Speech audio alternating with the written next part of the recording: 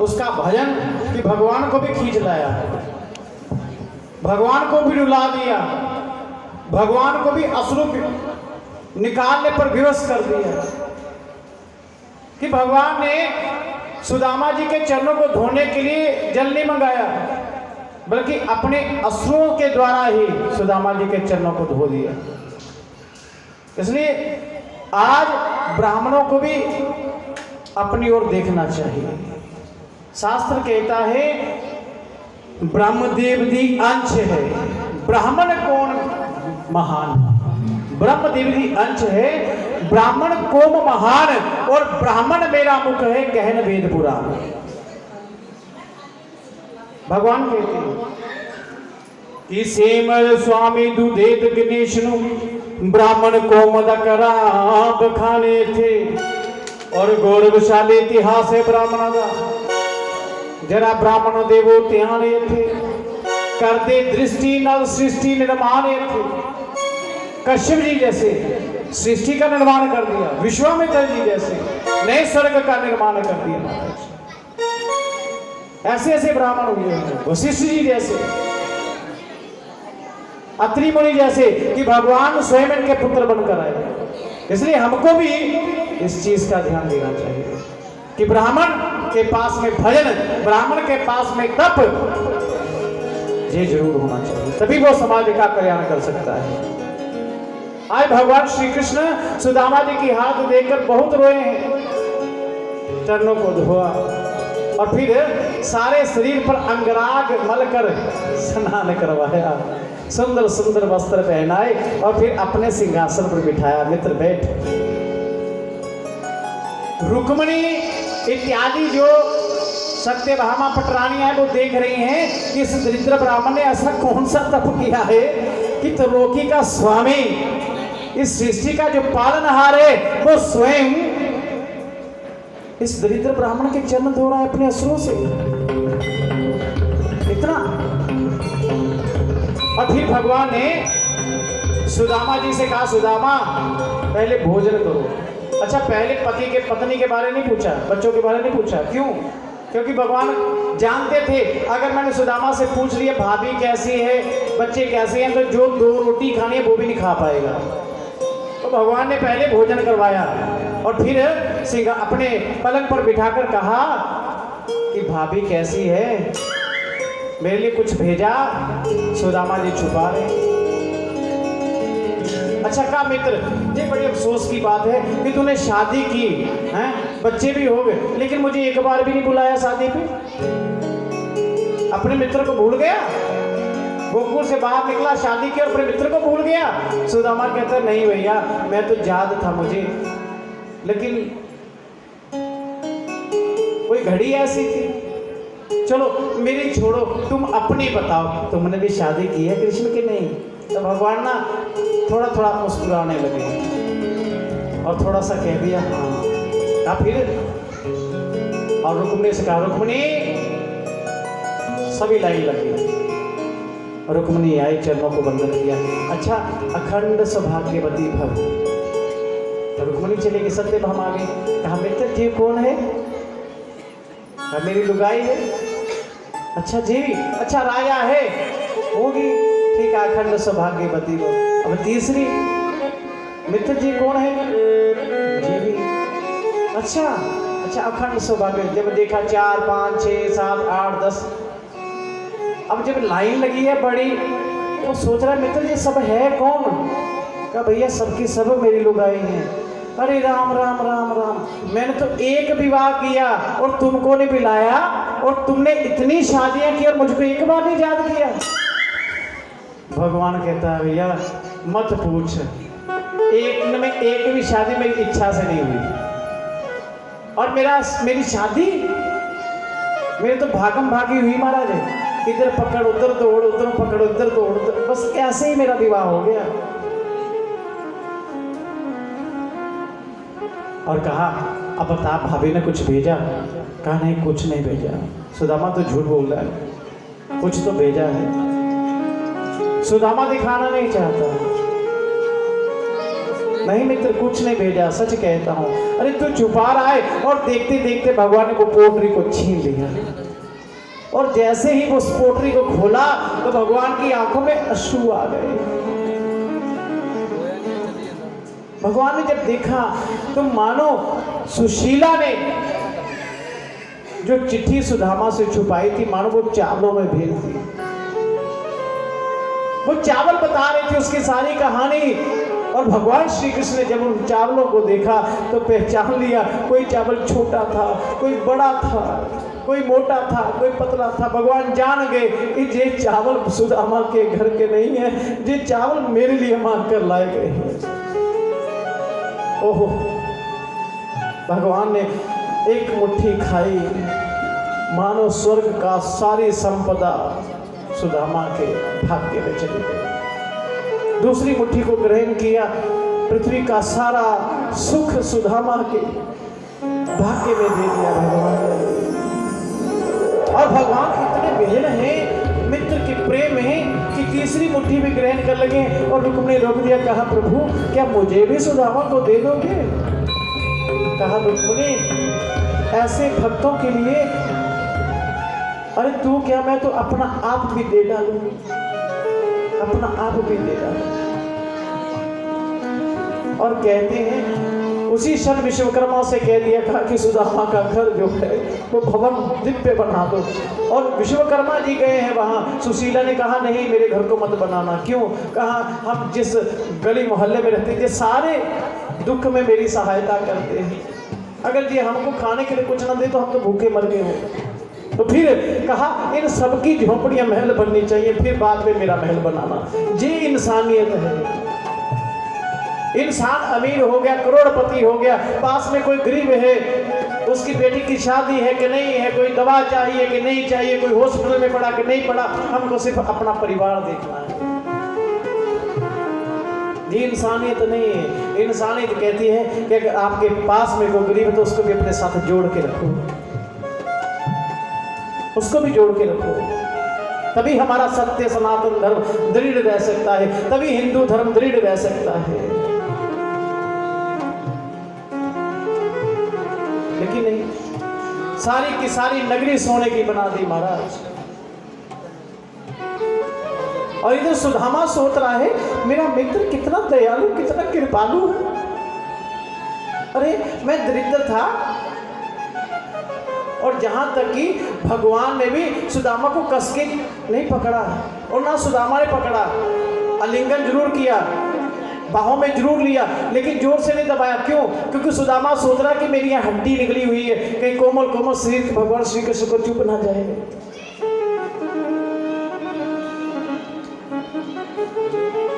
और भगवान श्री कृष्ण ने भी जोर नहीं लगाया। क्यों? कि सुदामा का शरीर ना दुखने लग जाए, कमजोर है। सुदामा सोच रहा मेरा मित्र कितना दयालु है, इतना, और हमें इस कृपालु भगवान को छोड़कर ना जाने किन किन की शरण नए नए देवता ग्रहण कर रहे हैं, नए नए देवता बना रहे हैं, नए नए रब बना रहे हैं।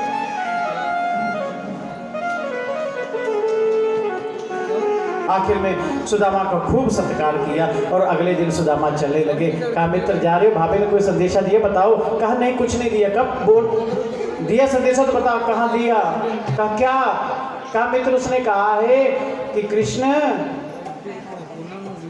एक मास दो पक्ष में दो एकादशी होए, और एक नैया हमारे घर में नित्य एकादशी होए। लोगों के घर में एक महीने में दो एकादशी आती है, लेकिन हमारे घर में तो नित्य एकादशी आती है।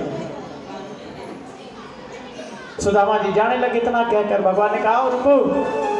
सुदामा के मन में आ गया नहीं मेरा मित्र अच्छा है, कुछ देगा। कहा मित्र जा रहा है ना तो भाभी से कहना।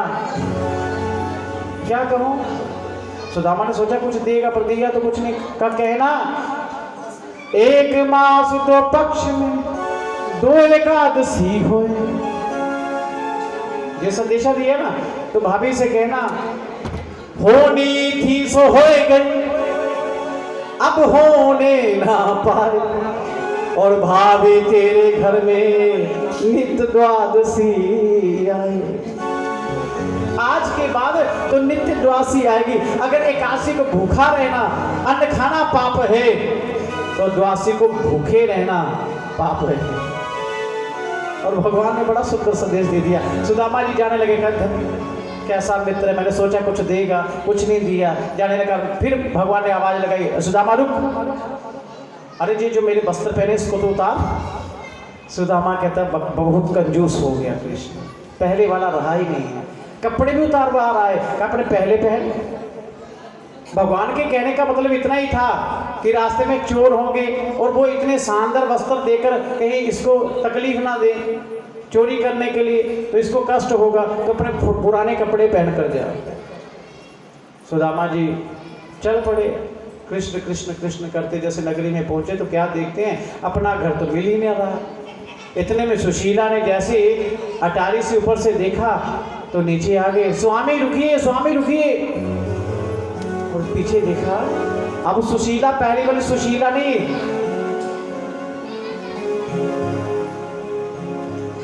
कहा जी आप कौन हो, कहा आपकी पत्नी हो सुशीला। सुशीला इतनी मोटी कहां से हो गई तुम, कहा ये सब द्वारिकाधीश की कृपा है। अच्छा तुझे घर, कहा जी हमारा ही घर है कि सारी नगरी हमारी ही नगरी है, कहा द्वारिकाधीश आए हुए पता है। अरे वो माखन चोर ये भी आया हुआ है, हाँ आओ। और जैसे भवन में खोला, दरबार खोला तो क्या देखते हैं, ठाकुर जी आके बैठे। अरे कृष्ण, अरे यार तू कैसा इतनी दूर मैं चल के आया, तू जहाँ आया हुआ है तो कम से कम मुझे साथ ही ले आता। भगवान ने कहा साथ नहीं ला सकता था, क्यों? अरे मित्र अगर मैं तुझे साथ लेकर आता ना तो फिर तू जब महल में आता तो तू पूछता कि ये क्या, तो मैं कहता कि ये मेरी ओर से। लेकिन मित्र सच बात तो ये है कि मैंने आज तक जिसको भी दिया है कभी ये नहीं कहा कि ये मेरी ओर से है, मेरी ओर से। हम किसी को कोई दान देते हैं, कुछ देते हैं तो हम कहते हैं ये मेरी ओर से, ये यज्ञ मेरी ओर से, ये भंडारा मेरी ओर से, ये कथा मेरी ओर से, ये दान मेरी ओर से। लेकिन भगवान कहते हैं मैंने आज तक जिस जिसको दिया कभी एक को भी नहीं कहा कि ये मेरी ओर से। ये भगवान है, इतनी सुंदर भगवान की लीला है। और इन भगवान ने ब्राह्मणों का सम्मान करना सिखाया। लेकिन जैसे ही इनके पुत्र ब्राह्मणों का अपमान करने लगे, पिंडारक क्षेत्र में जैसे ब्राह्मणों का अपमान कर दिया कि सांब को ये स्त्री रूप में बना कर ले गए और जाकर उन ब्राह्मणों से कहती हैं कि महाराज ये बताओ कि इसके गर्भ में पुत्र हो गया, पुत्री। तो वो तो तपस्वी ब्राह्मण थे, दुर्वासा जी थे, नारद जी थे, उन्होंने कहा मूर्खो, इसके पेट में वो लोहे का मुसल निकलेगा जो तुम्हारे वंश को समाप्त कर देगा। और घबरा गए, जब सांप का पेट खोला निकाला तो देखा लोहे का मुसल, और जाकर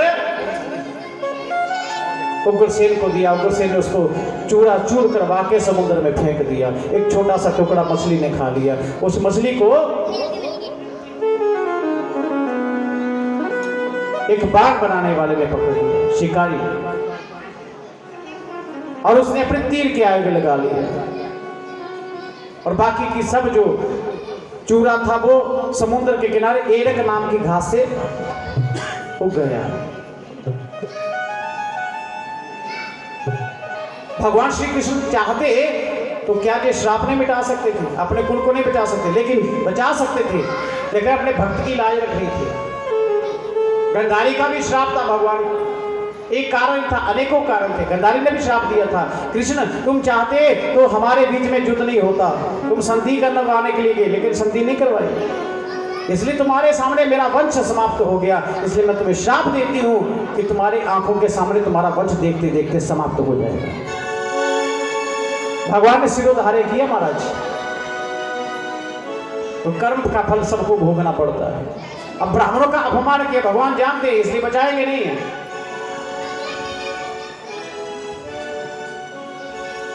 तब ब्राह्मणों के इस वचन को रखने के लिए हमारे ठाकुर जी प्रभाग क्षेत्र की ओर गए। ठाकुर जी ने अपने जीवन में गोकुल वासियों से मिलने के लिए केवल सूर्य ग्रहण के अवसर पर कुरुक्षेत्र से मिल गए, कुरुक्षेत्र में, और उसके बाद नहीं, प्रभात क्षेत्र की ओर चल पड़े सबके सब कि हम दान कर्म यज्ञ इत्यादि करेंगे। लेकिन वहां मदिरा पीते ही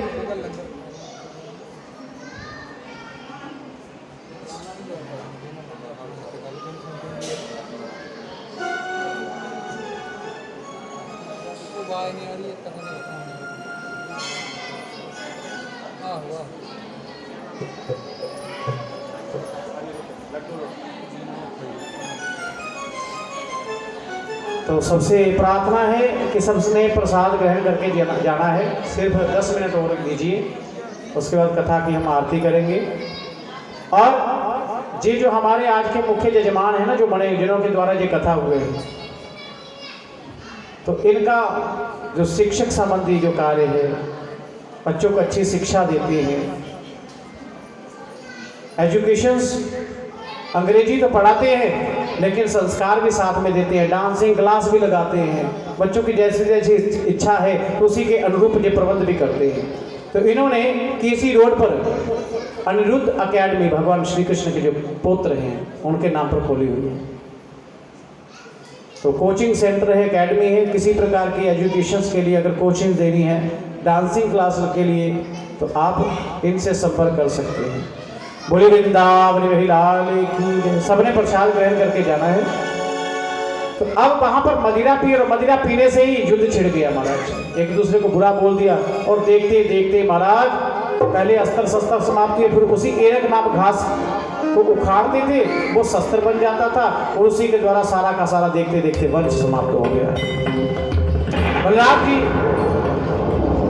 शेषनाग का रूप धारण करके समुद्र में प्रवेश कर गए, और भगवान श्री कृष्ण एक पीपल वृक्ष के नीचे बाएं जांघ पर दाएं जांघ रखकर लेट गए, चतुर्भुज रूप धारण किया, जहां उन्होंने उद्धव जी को संदेशा भेजा। उद्धव जी भगवान श्री कृष्ण की चरण पादुका लेकर इनको आदेश हुआ कि आप बद्री का आश्रम में जाकर तप कीजिए,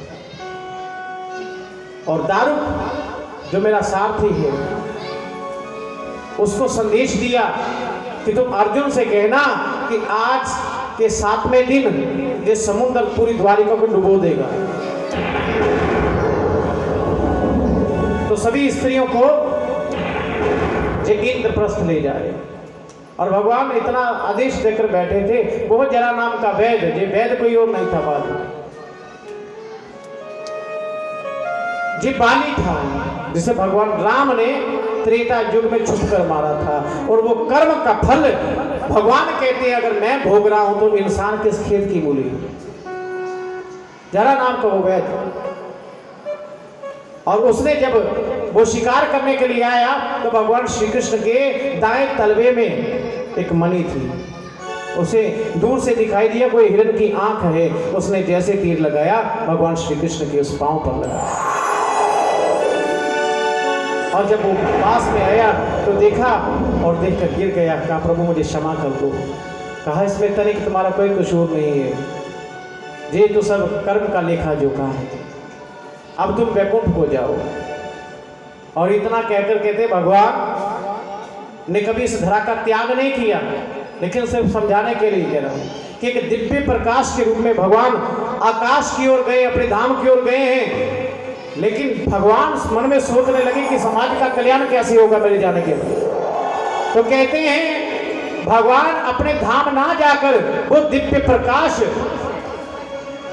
व्यास जी ने जहां भागवत की पोथी रखी थी उस भागवत में प्रवेश कर गया। बोले श्रीमद् भागवत महापुराण की। तो ये भागवत कोई पोथी नहीं, साक्षात भगवान का स्वरूप है। और महाराज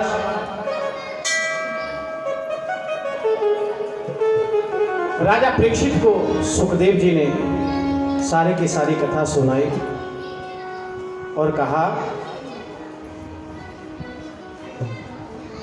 सुखदेव जी राजा परीक्षित को कहते कि अहम ब्रह्म परम धामा ब्रह्म अहम परम पदम एवं समक्षेत्र आत्मा आत्मन्याधाय निष्ठे। कि राजा परीक्षित अब तुम पूर्ण रूप से अपने आप को ब्रह्म समझो, कोई पुरुष नहीं हो, तुम ब्रह्म हो।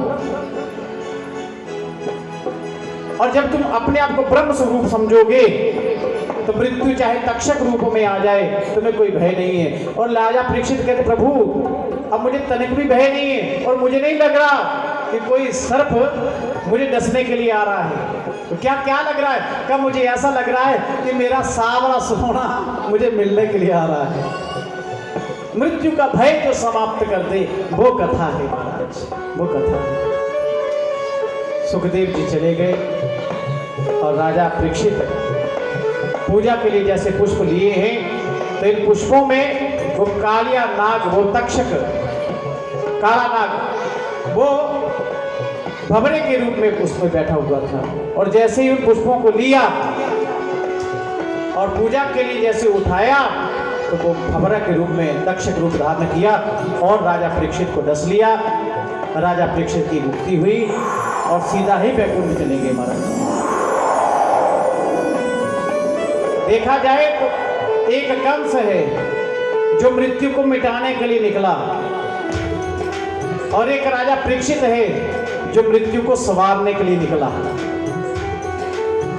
ऐसा अपना नाम कर लिया कि जहां जाओ, जब जब भागवत की कथा होगी तब तब राजा परीक्षित का नाम लिया जाता है। बोले वृंदावन बिहारी लाल की जय। इसलिए अगर अपना आप किसी को बनाना है तो वो भगवान के सिवा हमारा कोई नहीं है। इस भ्रम को अपने दिमाग से निकालना। केवल और केवल हमारे भगवान ही हैं, इनके अलावा और कोई नहीं है हमारा। महाराज समाज में कोई हमारा है, समाज हमारा कुछ करेगा, हमारी सहायता करेगा, हमारे दुख में काम आएगा, ये भ्रम है। इसलिए कहा तेनू हाल दिला दे सुनावा, मोडे उत्ते सिर रख नाले रोवाते, हो नाले रोवाते गल लग